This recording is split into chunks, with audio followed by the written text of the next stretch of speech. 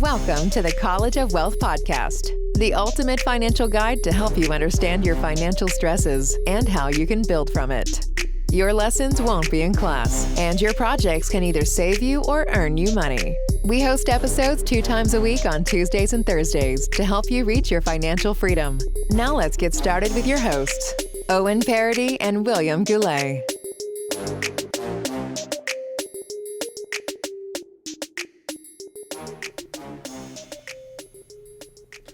Hello, everyone. Hello, everyone. My name is Owen Paradis. I'm here with my co-host, William Goulet, and we're proud to present to you the College of Wealth podcast. Podcast. Yes, this is the College of Wealth podcast. This is where we teach you the latest and greatest information about money, because at the end of the day, this is a crazy money-making world. Crazy for you, crazy for me, you know, and money making all around. I've never fought that fact ever.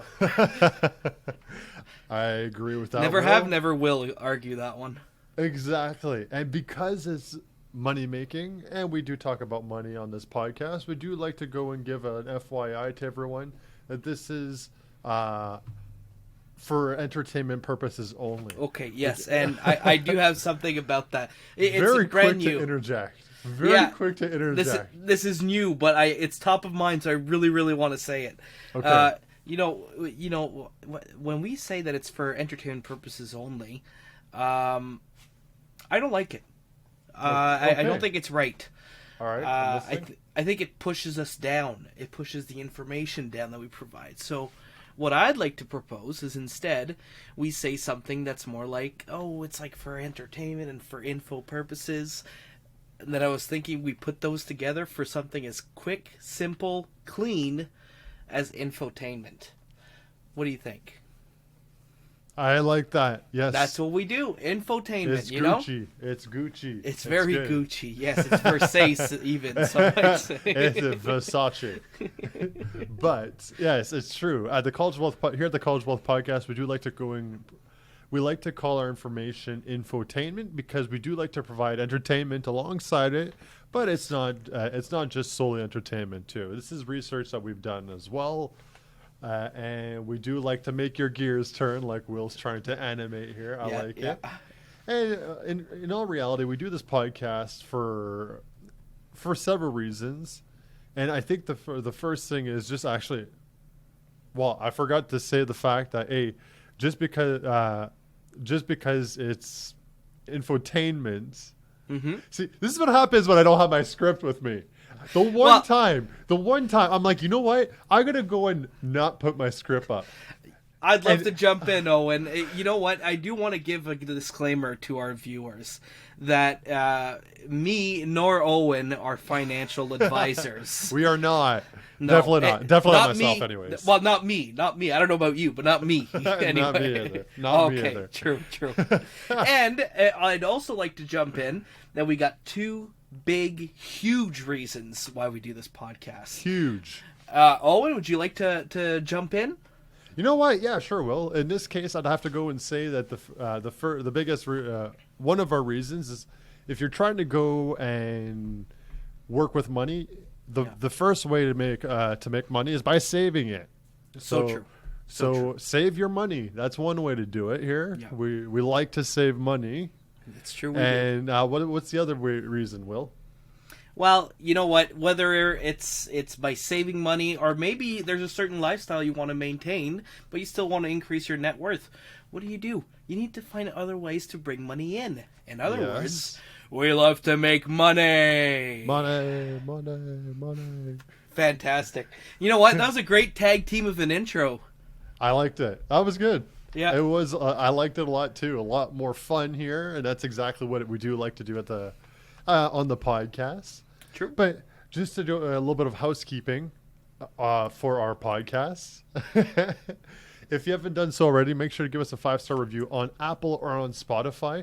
We've been getting more viewers on the YouTube side as well, which I absolutely love. We absolutely love, honestly. Absolutely. And if you haven't done so, subscribe, like as well. Be greatly appreciated. Yep. We have content every Tuesdays and the Thursdays, so twice a week here for everyone. Plus our Instagram, our TikTok, YouTube Shorts coming up as well. Yes, A exactly. little something for everyone. Everyone. So now that we have that done and over with here, I can't even say like it's a nuisance, but if we're going to be talking about episode 137 today. 38. No, it's not. I bet you it is. God, darn it. It's twice now that I screw up I'm writing this down here. 138. I don't know how I got 37 because I have my previous page 137. This is 138. For this one, there is no excuse. The previous one, it was pre-recorded, and we switched things up a little bit. It made sense, this one, it's an honest mistake, I guess. So for episode 138, we got to be talking about two different things, actually. Okay. How to identify overvalued houses, and the Good. biggest red flags to a house when looking for a yes. house. So undervalued or overvalued was it? Overvalued. Okay, so what's to stay? Oh, so it's all about staying away. Stay away, Yes. stay away, stay away. Yes. Or bargain, bargain, bargain. Well, we're not going to be talking about the bargains here. We're going to be talking about staying away from these properties. Meaning the potential buyer should bargain hard on an overvalued home. Yes, exactly. Now, the way we have this formatted is obviously we start off with our statistics, like always. Statman, of course. Of course. And then we got two different traits in regards to how to identify an overvalued house, and two different things about red flags to a house. Okay. Sounds good. Sounds good to me. So overall, like the overvalued component is what we're going to be looking at the start, and then after we're going to be talking about the integral part of a house. The integral. What do you mean by that? You'll know what I'm talking about. Okay, no problem. No problem. Yes. We'll So cross without that further bridge when we ado- get to it. Exactly. So the first thing we got to talk about is our stats here. Statman. Yes. And so for this, we're going to be talking about overvaluation. Yes. And since the housing market was literally, I can't even say it was on fire. Like it was literally probably hotter than a volcano type of fire. It was piping hot, It was, like either in video games or in movies, you'll see someone like blows a pipe, and then there's the blowing hot steam. You're like, I can walk through that. No, it's impossible to walk through that. That's how hot it was, man. Yeah, it's a barrier of how hot it is. Yeah, good luck navigating that. Well, so because of that, there are obviously some markets. There are some markets that have been readjusted, like they were undervalued and now they're properly valued. But there were some properly valued markets that are now overvalued. Well, I like to call them better valued. We'll get to the proper part, I think, within a few months. Sure. So what is the most overvalued housing market in the United States? Which city has the title of the most overvalued housing market? Okay, so overvalued, it can be expensive. It's not necessarily most expensive because you can provide value. Yes. So I'd say not LA because it's got beautiful. You're not going to guess this, and if you do, I'm going to put $100. Oklahoma. I'm going to. Okay, no, I was going to put $100 down, but I mean. Well, you said $100, and I had to guess right away. No, it's Boise, Idaho. No way! I was just hearing about someone who wanted to move there too. Are you serious? So there was like a 15% chance I could have guessed that. That would have been quick money. That would have been hilarious. But yes, Boise, Idaho has been rated at 73% overvalued. Really? Did you want to take a guess about which city in Canada? Okay, in Canada, overvalued. They spoke about this previously. This city a little bit. Yeah, You'll be did like, we talk about it? I don't think so. I'm gonna go. I'll say $5 here. $5 on the line if you guess this. I'm tapping out. I'm just gonna tap out, not even guess. Okay. I tap out. Peterborough. Oh, Peterborough, really? Peterborough, Ontario. Do they say why? It's proximity. Okay. To Toronto, because a lot of people were leaving Toronto, and Peterborough isn't too far away from Toronto, Yeah. but it was I guess a more cost-effective market. If you Yeah. look at I'm going to call it the greater Toronto area, Mm-hmm. Sure. those cities, and I could even say towns, were seeing houses that were skyrocketing. Like some of them were, so Peterborough has been ranked according to CREA, so the real estate, the Canadian Real Estate Agency Yeah. Association, has ranked Peterborough as 107% overvalued. Holy crap. That's Yep. double, man. Yes. Or half of what it. You should be paying half of what it is right now. So a lot of people from Toronto were going to these smaller communities Yeah. because it was so much cheaper to go and live there. And it's like, why do I need to be in Toronto if I can go and live here and work from home? Well, that's the biggest thing that we saw is people saying we can work from anywhere, and then you saw all of a sudden Sudbury started getting traffic, and North Bay, and We're going to talk about that because my girlfriend and I went to go see 2 open houses this weekend, and Okay. I like to talk about my experiences. No, that's great, man. So, but I did also find some stats on the latest markets because the markets have fluctuated. Yes. And according to CREA, for the second quarter of 2022, the most overvalued market is Niagara, Okay. being 90.8% overvalued. And why do you think it's so high? Again, proximity to the United States, being close, and Niagara in general is a beautiful area. Especially the Beautiful. Canadian side. The Canadian side has a lot to Yes. offer. And It's we're not just talking about the falls, but just No, the city itself. it's our mini Vegas, almost. Yeah, it's true. It's a beautiful area. I've been True. to Niagara Falls. There's a difference between Niagara Falls and Niagara on the Lake. Like they're all small, different subdivisions of Niagara Falls, Okay. but they're all beautiful they're all beautiful areas. Yeah, honestly, it's worth it. And if you're an American and you go to Niagara Falls in the States, it's worth a crossover as well. Yes, 100%. So our second stat, that was a long-winded stat here, but that was a interesting one. What percentage of homes are actually sold from open houses? Oh, wow. 35%. Nope. Higher? Lower. Okay. I'm guessing 18% then. Nope.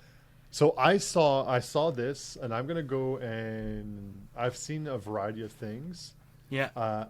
but no more than 5% of houses are sold through open houses. Really? Yep. But then how come I've seen 6%. I've seen 2%. So I'm just gonna say 5%. that seems so low for such a big industry practice? It is. Wow. And I think the major reason behind it is because of the fact that people like myself who aren't necessarily interested in buying a house, if people are actually proactive, they'd go and get their own real estate agent to go and check out the place before. Yeah, I guess so. It just seems like that seems like the best opportunity to get the most traffic and get a lead out of that. I understand that it doesn't close during the open house, but Well, here's the wild thing. Like I was talking to a real estate agent. This was a few months back. Yeah. And this was during the summer. It must have been August. And she was saying my first open house was in April, May of this year because of laws of COVID. oh, true. So shows you that they didn't even need open houses to begin with. Yeah, fair enough, but you'd think that people would still want to go look at them. Even though the restrictions were there, we all wanted to go. It's not that. Here's an interesting take. Open houses aren't all bad because of not a bad thing for real estate agents, because it's an awesome opportunity to meet potential buyers as well. Yeah, to it's a represent marketing event, basically. Exactly. Yeah. So our third stat here, what percentage, this one's almost flabbergasting to me. Okay. This one's according to Coldwell Banker. What percentage of buyers prefer a move-in ready home over a fixer-upper? How many people prefer move-in ready? Okay. I imagine people love a good deal, but what they love even less is working. So I'm going to say 80% want turnkey. I'm so happy you stuck with that. 80% is the right answer. Is that right? Yes. Nailed it. Yes. 80%. All He's like, why didn't you bet $100 on that one? Yeah, you know better that once we go specifically into stats, if it's naming areas, that's a different thing. But once we get into numbers, man, I have a 1 in 100 chance, let's just say so. Well, no, yes, it's actually 80% of buyers prefer a move-in ready home over a fixer-upper home. Yeah, that makes sense. So, I can imagine that. We're going to be talking a little bit about that in our... My family, my family's a very, they've always worked for their money type of deal. And they invest and then they do all the work in it. And then they were comparing themselves to a landlord who is gone down south. And they're like, oh, how come they're going down south? I'm like, well, look, there's two philosophies of making money. And Robert Kiyosaki talks about this huge, like in a big way. He says some people work for their money and some people have their money work for them, and that's it. And that's a big difference between the two. And it's just different philosophies. But I think it probably goes well with that 80%, Yeah. I'd rather just, have my money do what I don't want to do for me. Mm-hmm. So this is actually going to be the last part is going to be a fun fact. Mm-hmm. And this one is actually kind of interesting. It's about housewarming. Okay. So the term housewarming party.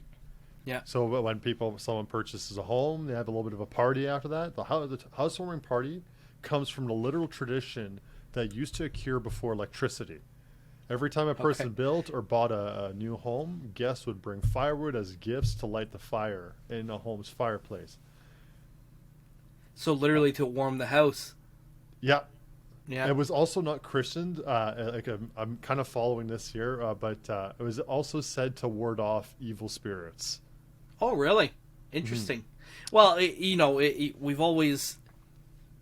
Anyways, I won't go into that. I was gonna compare, evil spirits to hell and warmth and fire. I'm like, I don't want to jump into that right now. We're getting into a pretty big rabbit hole at that point. Yeah, well, we already had a pretty long stats section too, so I don't want to contribute any further. True, good point. But now that we got our stats out of the way, it was an interesting conversation about the stats. So it was long-winded, but it wasn't like it was boring by any means. No, it was good. So one of the first things to identify, first indicators when you're identifying an overvalued house, is the fact that the house has been on the market for a long time. Yes, red flag. Or the average price of the other properties around the area are less than this one. Okay, so this one is deviating from the average, let's say. Yeah, exactly. It is exactly that there in regards to the having a higher price point over others. Yeah. But they say the average length of time for a house to be on the market is around 22 days. This is in the United States there. Okay. We've said it beforehand that, especially like in Toronto, it can go all the way down to 6, 5, even 4 days. That is so crazy. Wicked. But if it's going longer than that, I don't say if it's been on the market for 25 days, well, now you got to start questioning things. No. I'm starting to see it more and more nowadays. Like my girlfriend and I have just noticed, houses are on the market for 20, 30 days. Yeah, it's normal. That is what it's supposed to be. Well, it's an indication of the market too, I guess, right? Mm-hmm. Yeah. Exactly. And for that there, it's a little bit of a catch-22 because if the house has been there for a long time, countless times, like I've been hearing it from real estate agents, there's a huge difference between buyers and sellers right now, especially in the last 6 months, where sellers want pandemic prices and buyers want prices like rock bottom prices. Yeah, well, the cost of lending's at an all-time high, so For sure. and But no one wants to admit that they made a bad deal and lose money. That's why the yes. sellers will never go down No. unless they have to. Then Yes. they will. Well, that's exactly it. But there's interesting stuff. I'm going to be talking about it in another section, which I think is going to be really cool. Something I learned was really interesting. Okay. But another indicator behind that for why why it's on the market is if you look at their listings, it's been on the market for there's very little traffic on the listing itself. Yeah. Can you track that? Can you track traffic on the listing? Yes, some places will have that. So realtor.ca, there's realtor.com in the US as a counterpart. They'll say how many views there are. And I remember going on realtor.ca the day that a property was on realtor.ca. It says listed 2 hours ago. Right. 300 views. And I'm like, Jesus Christ. And That's then by the end of the day, pretty it's got 800 to 1,000 views. And I'm like, holy shoot, might as well start a YouTube channel here. We're getting good returns here. But that's exactly it. But if you're getting a property that doesn't get a lot of views, like even if you want to go and calculate, it's been on the market for 3 months and it's got 1,000 views. It's like, okay, well, what's going on here? Why is there so much traffic and it still hasn't sold? And why is everyone done a 180? Maybe it's those disclaimer forms, Well, that's exactly it. We're talking. Our last section is going to be talking about exactly that, where things might not line up as quickly as buyers expect, but at the same time, sellers might be pulling a quick one on some people too. Yeah, it happens, man. It always happens. Oh yes. And our last thing I have to say in regards to this is that it's just so important to do your research. Yes. Do your research on the property, and if you haven't done so, especially if it's a property that's been on the market for a while, do an inspection, because that is one thing that you'll have like the upper hand on. Yeah, and that's how you protect yourself in your investments. It is to be competent. Actually, this brings me to the quote of the day, Owen. And this week, we are quoting a famous president, John F. Kennedy. Okay. And he says, it's not his original quote, but he's most famously known as the person to say this. He says, "Do not pray for easy lives. Pray to be stronger men instead." And that goes exactly for the same housing market too. Don't pray for an easy, best, perfect deal. Pray to be competent enough to realize what's a good deal and realize what's a bad deal. Yes. That's really, really well said. I like that. I like that a lot. Because it's more important to know than to time. Yeah, because no one's ever gonna give you a great, the best property at the perfect price and just give it to you like that. There's always something, and you got to know better to know, where to look, how to look, and just evaluate a deal. You got to know. I should have quoted you this week, Owen. You got to know to know. Come on, guys. God. So our second segment here is actually something that's identified overvalued houses, is that people seem interested, but there's somehow no sale. Yes. So you're wondering, it's like, okay, well, there's traffic to the website. I don't know what's going on. It's getting viewings, and it's an even bigger red flag when the real estate agent says there's been previous offers, but it fell through. Yeah. Why did it fall through? True. You're allowed to instigate that kind of stuff. Did you attract only lowballers? Odds are that's not the case, that you attracted all sorts of people, It's got to fall through for a number. And that's the thing, too. There's so many little things to it. Exactly. Like sometimes someone has a contingency in regards to it. And some sellers just don't want. It's like, you know what? I'm selling it for $350,000 or $500,000 or $800,000. Yeah. no ifs, ands, or buts, no negotiating, and we're not As is in cash, Yes, yeah, something crazy like that. yeah, and I mean they have the right to it, but Sure. just like the seller or the buyers have a right to not take on to buy that property as well. And you know what? Sometimes you have a property that's worth $850,000, and everyone's like, "I'm willing to do that." Yeah. Sometimes it'll work. So, and that's one of the advantages of having a real estate agent is Yes. you can ask them, you can say, hey, what's the scoop on this property here? Something fishy's going on.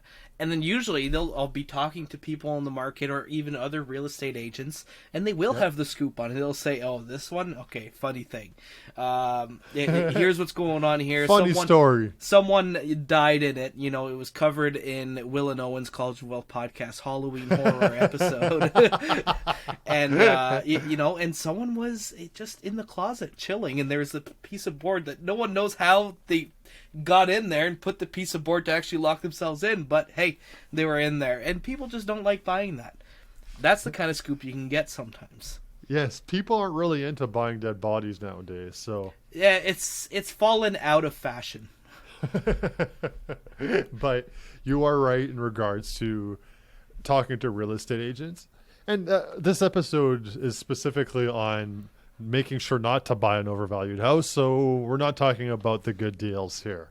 Yeah. But this is actually one thing so this is, I went to go see a house on the weekend. Really surprising, because this real estate agent went and said, we've been seeing a lot of people from Toronto coming to go and try and buy the property, but what they've been doing is saying, we're going to give you 100% of the offer upon inspection, which they're able to do now. Well, they always were able to do, and I'm avid on saying that because, it's best practice. Yeah, so upon inspection. And then she said they would go and put in, they'll say 100 full asking price upon inspection. And so they would go and bring someone, an inspector. They'd go and do the inspection. And then lo and behold, they go and drop the price $50,000. Oh, a tactic that we've discussed on here before too. Yes, exactly. And it's what she says. I've been seeing a lot of it, and she says just the property you're looking at right now happened twice now. And she says it's frustrating as a seller, because that's a wasted time where you're there and it's like, you know what, I'm interested in this offer, and you're kind of sort of putting everything on hold for this potential buyer. Yeah, but you don't know how they're like, what their mindset is, but until you don't know, but you have to know to know. Yeah, but I would say it's pretty safe to say that they're only putting in that offer just to get their interest, and then they get to negotiate whatever price they want afterwards. Well, that's what they want. They want to be locked in as the sole buyer in the meantime, that they're not looking at anyone else. Yes. And rely on that stress and that fear of not selling out, that FOMO, but it's like a reverse FOMO that they're creating, Mm-hmm. It's, it can be an indecent move to do, but at the same time, if you're selling high, eventually people are going to want to get the right value for things. So exactly, it's a risk both ways. Exactly.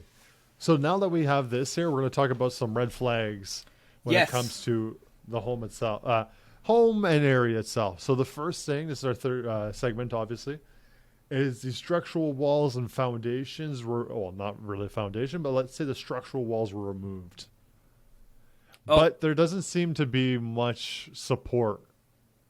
Like removed? How do you mean? Well, I'm just saying, there's lipstick on a pig. Okay, they put lipstick on a pig. Like a support wall was removed? Yes. Okay, yeah, I guess, yeah. So they made, let's say, I'm saying structural walls and foundation. So let's say structural walls. Yeah. Support walls were taken out to have an open concept, but there was no beams that were put into place. Oh, support beams. And it's like, okay, well, now this is just an entire hazard. Oh, but it looks so good. The open concept. It's got the island. It's got the marble countertops. It's got the hardwood floor. That's an unapprovable DIY, you know, and if there were to be a surprise inspection for one reason or another, that's big trouble for whoever's buying. Have you ever taken the time? I saw like on TikTok some of these home inspectors talking about the crap they've seen for DIYs. It is so bad. Some of these DIYs they see, like, you know how this is a flipped home, and then they show like this one thing, like in a sink you'll have a catcher, like the piping itself, you'll have the catcher, the swerve downward and out. Sure. Well, that's actually, for anyone who doesn't know, is so there's water in between it to prevent the gases from outside to go into your house. Yes, and the smells. The smells, exactly. Yeah, it's actually designed for that type of thing. Yes. Well, this person or these people DIY didn't use a proper piping to begin with. They used PVC, like the white PVC. Yeah. It was like the cheap crap. The stuff you make potato guns with. Yeah. Straight down, Wow. elbow into the wall, and they just had it glued like an elbow joint, and I'm like, oh my god. And then he showed about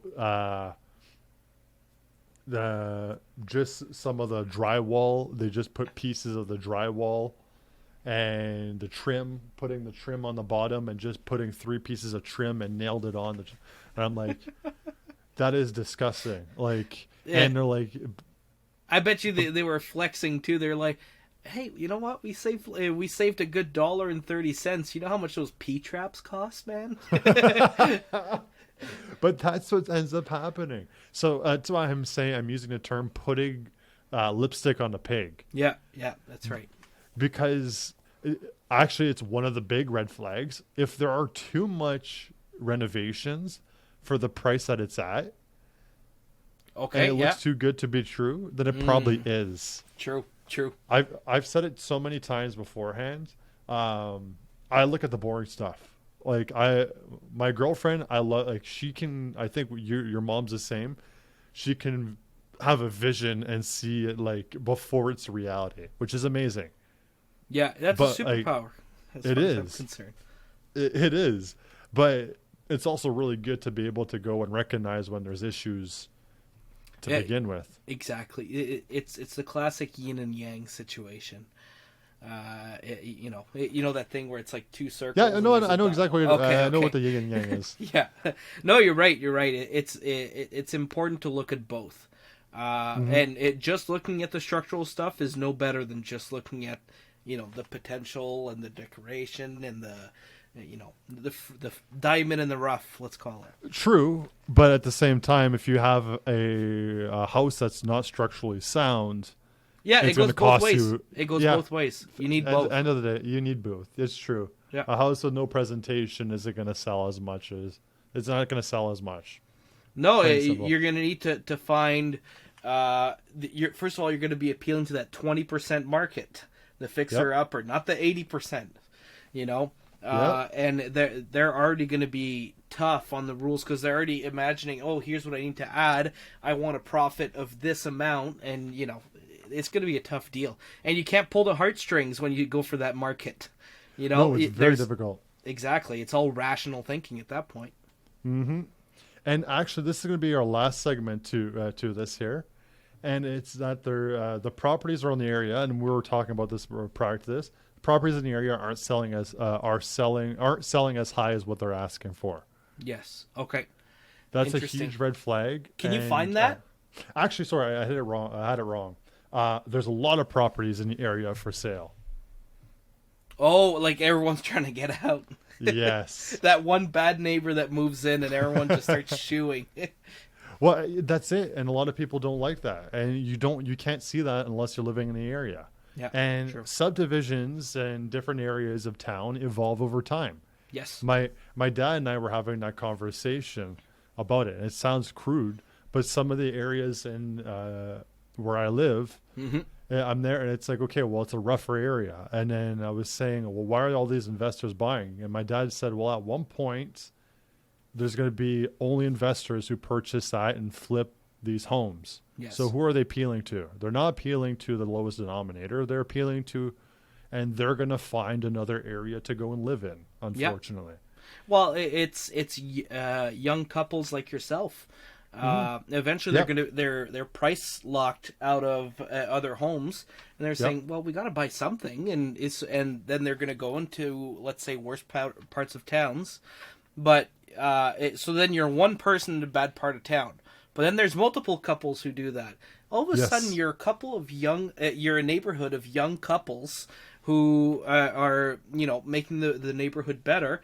All of a sudden, it's not very appealing for the let's say the people, the crime that's there, to be in that area. So they go somewhere else, and they go somewhere else, or hopefully they grow out of it. They can't afford it. They can't afford that area anymore.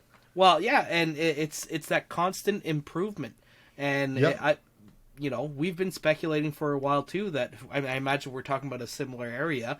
That area is eventually going to become a new, clean, upgraded area compared to what it is now. Yes, exactly. But it comes over time, and it's not something that you'll see tomorrow like that there. So it's constantly evolving. So, but if you see a lot of properties for sale, sometimes it's a red flag too. True. Yeah. And obviously, the easiest way to look at it, look at the average housing price in the city. Look at the area itself. Is it around similar to what the housing prices are in that city? If it's a lot lower, then there's probably a reason behind it. Yes. And then that's when, again, you get the qualitative assessment.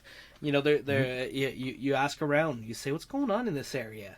Oh, this year's known for this, for that. And, okay, never mind. I don't want to be there. I don't want to take that risk. Or at least not be first. There are and there's certain things like my good friend actually, his parents bought a home in where you live there, and $50,000 for this place, and this was 2-3 years ago. I would say 2 years ago, right at the start of the pandemic or something like that, and started 2020. $50,000, but rough end of town. Yes. Okay. And rough end of town, and they literally, while they were doing renovations to this place, they got broken into, and all their copper piping got stolen. Oh, come on! Yep. That's so foul. Someone went into their house. Someone went into their house and stole all their copper piping. My goodness. So those are the things that you face when you're dealing with less favorable areas. Can you hire a cop? I'm just thinking. I'm just trying to think creatively. They put in a security system after that, but exactly why the house was $50,000. It was not in a desirable area. Like, I would have to say that it's probably one of the, like, the street itself is not desirable. Like, how there's like undesirable bad areas, and then there's those bad streets in those bad areas. Well, it's a bad street in the bad area. I see. So it's like, that's why it's $50,000. That's brutal, man. Yeah. So not dissing them by any means here. I know they've done a good job renovating it, but it's going to be difficult to go and sell a property like that afterwards. But a lot of times it's just you got to appeal to a different market, and you can make it happen. Exactly. And that's actually one of those things. Like, there's a lot of different things that you got to do when you're identifying red flags with a house. And I've seen 10 different things, 15 different things to look at for red flags. These were only 4 of them that you could be looking at. But yeah, like, there's a lot of components to looking at not only the house, but the surrounding areas, the sellers that you're going to be dealing with, and also the potential hints of potential buyers from previous encounters that sellers have had as well. I got a scoop for you. Okay. Here's something that you can do. Exactly how you do it in Canada, I'm not too sure, but I know that in the States, you can call up the local police station and ask how many calls in the previous year, 2-3 years, were called to that area or that house specifically. So can if you do think that? In the States, you can. But I imagine because the States is really good at keeping public records and documenting things. Don't call the emergency line if that's the case. No, of course not. No, you don't call 911, but you can call up, even if you don't know if it can be done, it's a good practice to go and ask. And call your police station. They have lots of insights, you know. And if not, invite a cop. Invite a cop to have a drink a coffee with you, coffee and donut, and, you know, ask them for a scoop. Exactly. They might have some too. I like that. So that being said, that is episode 138. How to identify overvalued houses and biggest red flags to a home. Fantastic. And with that being said, my name is Owen Paradis. I'm here with my co-host, William Goulet, and we're proud to present to you the College of Wealth podcast. Peace. This has been your daily dose of motivation with the College of Wealth podcast. If you enjoyed the show, make sure to leave us a positive review on Apple Podcasts and Spotify. It would be greatly appreciated. Thank you for listening, and until next episode.